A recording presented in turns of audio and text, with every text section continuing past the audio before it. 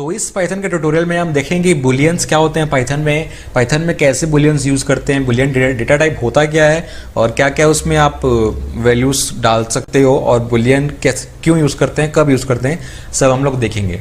तो बुलियन मतलब सिंपल सा, अगर आपको पता है, आपने पहले पढ़ा हुआ है कोई प्रोग्रामिंग लैंग्वेज तो आपको पता होगा कि बुलियन मतलब हम लोग दो वैल्यूज़ उसमें दे सकते हैं, 1 या फिर 0। और 1 या फिर 0 भी ना बोल के हम लोग ये बता सकते हैं सिंपल सी भाषा में कि हाँ या ना, यस और नो। मतलब सीधे सीधे जवाब है, या तो आ करो या तो पार करो। मतलब सिंपल सा एक मैं यहाँ पर एग्जांपल देना चाहूँगा, अगर कोई नंबर किसी दूसरे नंबर से बड़ा है तो आप उसका जवाब दोगे या तो हाँ या तो ना, और कोई जवाब हो ही नहीं सकता इसका। तो कुछ ऐसी चीज़ें जहाँ पर हम लोग सिर्फ दो ही जवाब दे सकते हैं, या तो हाँ या ना, या यस और नो, या 0 और 1, तो उस केस में हम लोग बुलियंस यूज़ करेंगे।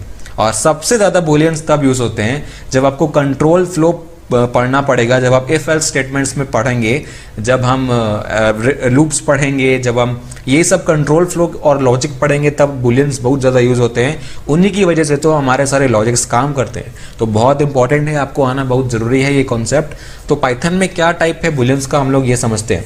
तो बुलियन में यहाँ पर पाइथन में दो वैल्यूज़ होती हैं, ट्रू या फॉल्स। यहाँ पर मैं दे देता हूँ a = फॉल्स।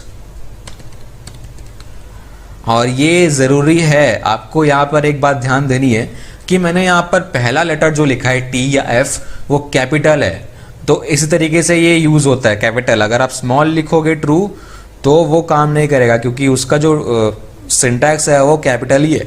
तो ट्रू इज़ नॉट डिफाइंड आ जाएगा, क्योंकि आपको कैपिटल में लिखना है।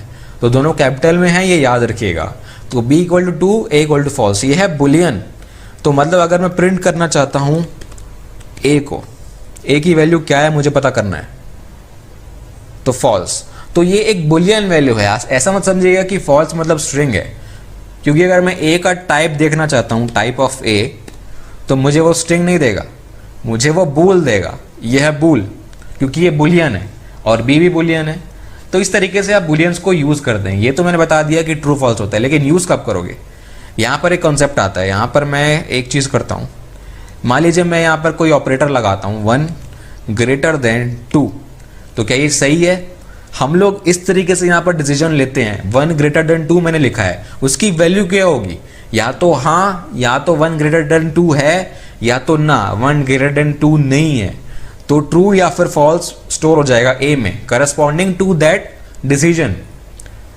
तो 1 > 2 का जो डिसीजन वैल्यू होगा, हाँ या ना, वो A में स्टोर हो जाएगा। तो A की वैल्यू क्या आएगी, फॉल्स, क्योंकि 1 > 2 नहीं है। इसको अगर मैं उल्टा कर दूं तो अब ये सही हो गया, तो अब ये ट्रू दे देगा। तो मतलब बुलियन वैल्यू स्टोर हो जाएगी A में।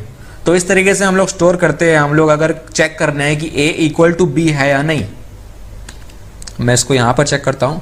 A = मैंने यहाँ पर डबल इक्वल टू डाला है। डबल इक्वल टू का मतलब यही होता है कि मैं चेक कर रहा हूँ A = B, मतलब A के इक्वल है B या नहीं, मतलब A और B इक्वल है या नहीं। ये मेरा असाइनमेंट ऑपरेटर नहीं है, ये बात याद रखिएगा। तो डबल इक्वल टू तभी देते हैं जब आपको चेक करना है, आपको पता करना है कि A = B या फिर कोई एक वैल्यू किसी दूसरी वैल्यू के इक्वल है या नहीं। तो अगर मैं इसको चेक करता हूँ तो ये फॉल्स बताता है, क्योंकि ट्रू = 4 नहीं है, दोनों की जो वैल्यू है वो इक्वल नहीं है। अगर मैं A में दे देता हूँ ट्रू, तो B भी ट्रू है, A भी ट्रू है। अगर दोनों चेक करूँ तो ट्रू आएगा, तो ये भी बुलियन वैल्यू है, ट्रू। और इसको अगर मैं फॉल्स करता हूँ तो ट्रू = फॉल्स में क्या आएगा, फॉल्स ही आएगा। तो ये कंसेप्ट आपको अच्छे से आना चाहिए। हम आगे जो पढ़ेंगे इफ एल्स स्टेटमेंट्स, लूप्स, ये सब में बुलियंस का काम ही है, इनके बिना वो नहीं चल सकता है। और ट्रू फॉल्स तो ठीक है, मैंने बुलियन पढ़ा दिया, लेकिन एक और यहाँ पर एक टाइप होता है जिसको हम बोलते हैं नन। तो नन भी एक टाइप है, डेटा का टाइप है। अगर मैं टाइप देखना चाहता हूं नन का, तो ये नन टाइप है, मतलब ये भी एक डेटा टाइप ही है। इसको हम लोग नन टाइप बोलते हैं। तो अगर मैं C में नन स्टोर कर रहा हूं, मतलब C एम्प्टी है, C में कुछ नहीं है, C में कोई भी वैल्यू नहीं है। ये बात नहीं है कि C में 0 है, C में कुछ भी नहीं है, C अभी बना ही नहीं है, मतलब नन है वो। तो जैसे हम लोग पढ़ते थे नल, जो यूज होता था NULL, नल, जावा वगैरह में, वो उसी के टाइप का ही है, उसी के एनालॉगस है यहाँ पर नन। तो यहाँ पर नन यूज होता है, पहला N कैपिटल रहेगा।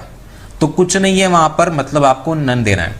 तो ये भी होता है, एक बहुत इंपॉर्टेंट टाइप का होता है, जब आपको बताना है कि यहाँ पर अभी कुछ बना नहीं है, सी में मैंने कुछ डाला नहीं है, तो वो नन हो जाएगा। वो नन टाइप का होता है, वो कोई स्ट्रिंग वगैरह नहीं है, ये बात याद रखिएगा।